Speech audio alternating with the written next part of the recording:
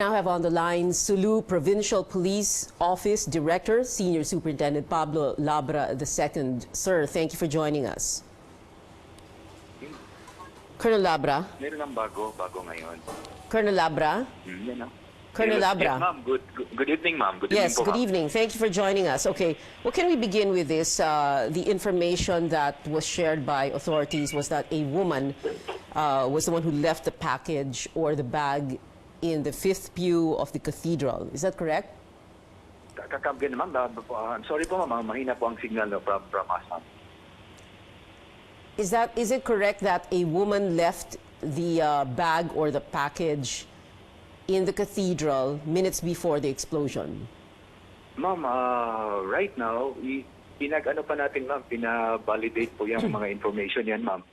Because ang mga nakuha ng ebidensya doon sa crime scene po, hindi po nag-indicate that merong suicide or suicide bomber. In fact, iba din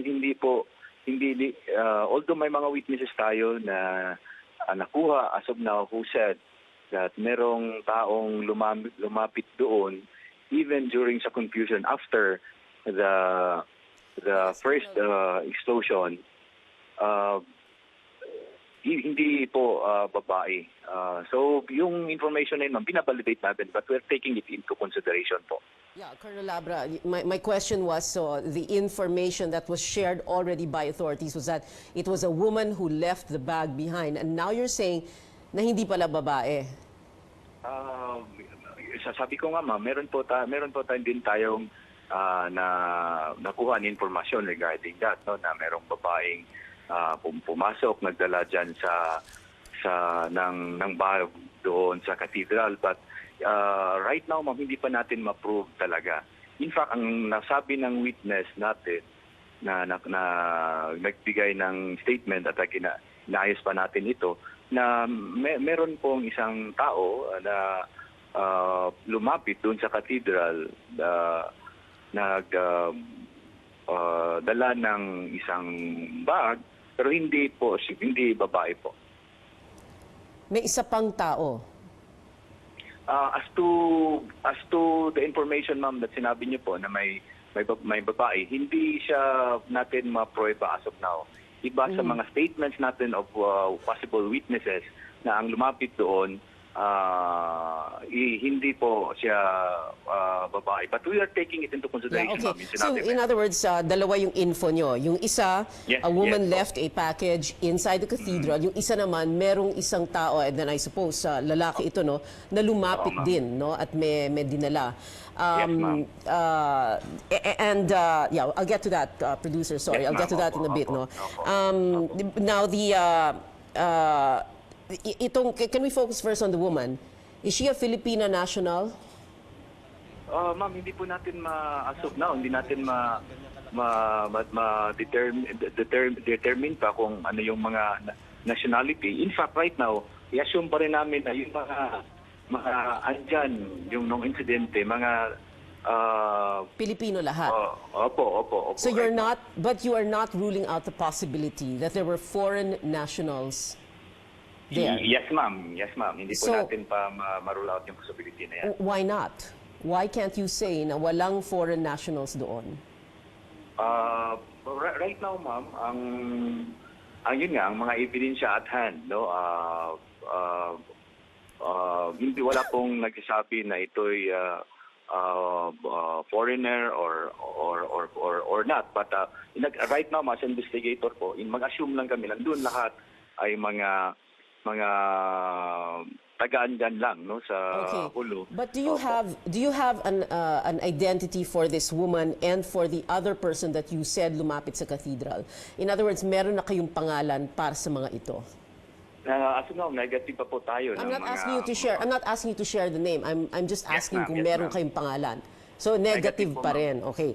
The next question, Colonel, is that nabanggit na kasi yung Ajang group, hindi ba? Yes, Isang subgroup ito ng Abu Sayyaf na ang sinasabi apat na miyembro nito ang nakita doon sa CCTV footage na parang very suspicious ang galaw nila. Ito nga, no, yung pinapakita natin, yung isa halimbawa na naka-ponytail, nakataas ang buhok, tumatakbo, naka-blue jacket, and member sila ng Ajang-Ajang.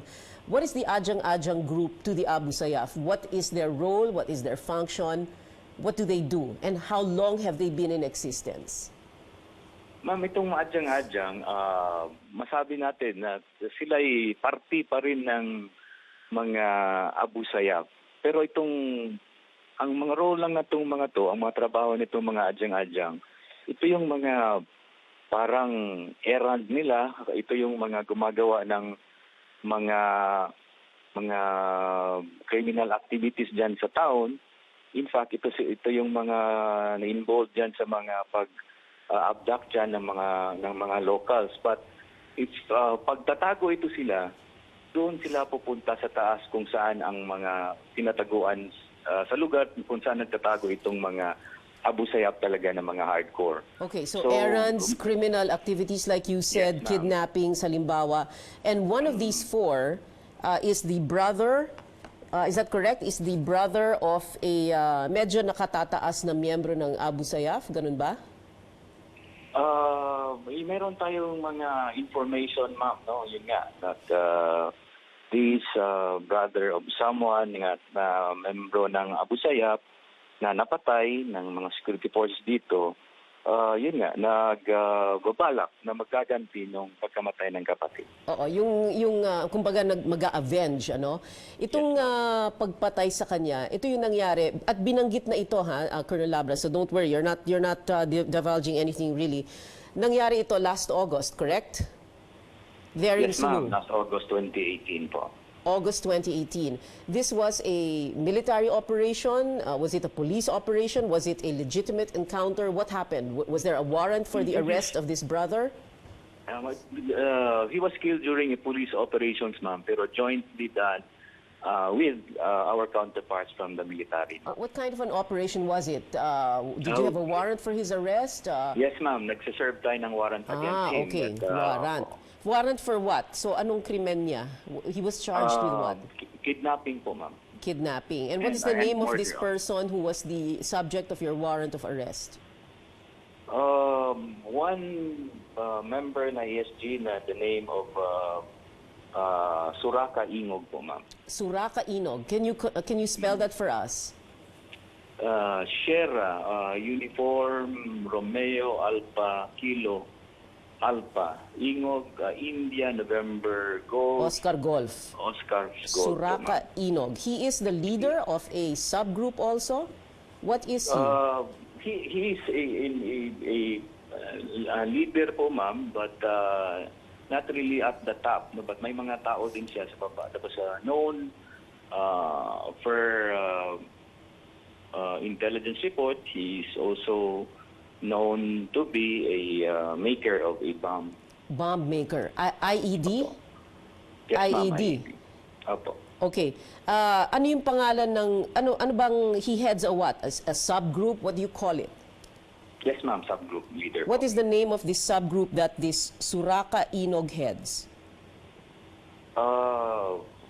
Actually, they're known sa mga, ang group nila, ma'am, known doon kung saan, taga saan sila na lugar. No, so Suraka is with the Patikul group. Patikul. Opo, ma'am. Okay. Yung Ajang-Ajang, tiga saan? Diyan din po, ma'am. Sa Patikul. Is there any other Abu Sayyaf subgroup that is connected with this incident? Bukod sa Ajang-Ajang at sa sa Patikul. We are not, ma'am, they are not discounting other group, ma'am, na kasama dito. Pero ang nalaman natin sa kanila din, ma'am, pag mag-operate din sila, hiraman din sila ng tao din. Okay. So they share troops, no? Ground forces, kumbaga. Itong kanina sabi mo, to avenge the death of the brother. And itong bombing sa cathedral is one of the projects, the activities to avenge the death of this Suraka Inog back in August? Ma'am, that is only one angle. No, na, One angle. Okay. So, kinoconsider lang natin that kasi may mga previous report tayo regarding this person na nagsabi na yun nga, he would want to avenge the death of his brother. So this time talagang binibigyan natin ng pansin. So naghanap tayo ng prueba talaga that this guy involved nitong nangyari doon last Sunday sa cathedral. Okay. Colonel Labra, hindi pa ba tayo sigurado kung suicide bombing ba ito or may iniwan na package or what? Right now, ma'am, hindi pa natin talaga maprueba. Kasi yun nga, ma'am, ang napulot natin ebidensya doon sa crime scene, hindi po siya yung hindi makaprueba na ito'y suicide bombing kasi based on the accounts ng mga witnesses, hindi po itong ganito ang nangyari. Okay. Any other subgroup ng Abu Sayyaf that is involved? Ma'am, as I said po, hindi siya po hindi po siya imposible na mangyari. At sabi ko nga na sila hiraman po ito sila ng tao po, ma'am. Okay. The cathedral was the only, because earlier other authorities had said that there was prior intel information na mangyayari yung ganito, no? Was there any other targets? Sa pagkain po, ma'am, ito lang talagang grupo na ito ang primary natin dahil sa mga